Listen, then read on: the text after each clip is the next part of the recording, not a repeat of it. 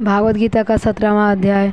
अर्जुन ने पूछा, हे भगवान, जो शास्त्र विधि को छोड़कर श्रद्धा के साथ पूजन करते हैं उनकी निष्ठा किस प्रकार की है, सात्विकी है या राजसी है तथा तामसी है? श्री कृष्ण जी बोले, प्राणियों के स्वभाव से ही सात्विकी, राजसी और तामसी ये तीनों प्रकार की श्रद्धा है। सो सुनो, सात्विकी पुरुष देवताओं को पूजते हैं, रजोगुणी यक्षों राक्षसों को पूजते हैं और तामसी जन भूत प्रेतों को पूजते हैं। जो लोग कपट, अहंकार, काम, विषय या अनुराग और आग्रह युक्त शास्त्र में न कहा हुआ उग्र तप करते हैं, वे मूर्खता से केवल अपने शरीरस्थ आत्मा को ही नहीं बल्कि मुझे कष्ट देते हैं। उन्हें निश्चय ही आसुरी जानिए। जैसे प्रत्येक को 3 का आहार प्रिय है, उसी तरह यज्ञ, तप और दान भी 3 प्रकार के हैं, जिनके भेद सुनिए। आयु, सत्व, बल, आरोग्य, सुख और प्रीति को बरसाने वाले रस घृत युक्त पोषक तथा आनंददायक आहार सात्विकों को प्रिय है।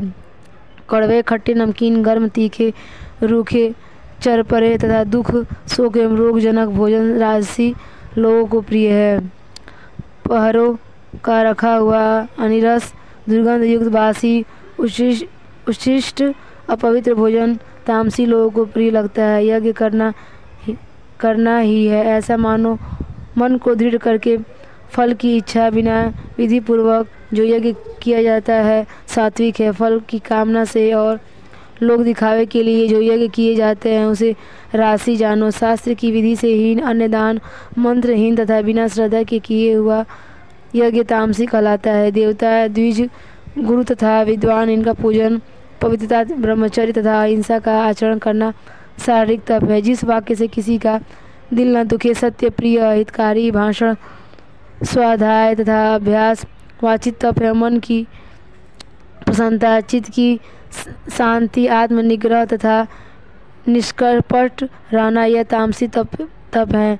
यह तीनों प्रकार के तप यदि श्रद्धा से फल की इच्छा त्याग कर योग युक्त होकर किए जाएं तो सात्विकी जप कहलाता है। अनितत्व और शासक जप राजस है। जो दुरूह व आत्मा को कष्ट देकर व दूसरों के नाश के लिए किया जाए उसे तामस तप कहते हैं। जो फल की इच्छा त्याग, उत्तम बुद्धि से उत्तम स्थान में सतपात्र के से बदले में कोई वस्तु लेने की इच्छा बिना दिए जाता है उसे सात्विक दान कहते हैं। जो दान प्रत्युपकार एवं किसी फल की इच्छा से क्लेश पूर्वक दिया जाता है उसे राजस दान कहते हैं।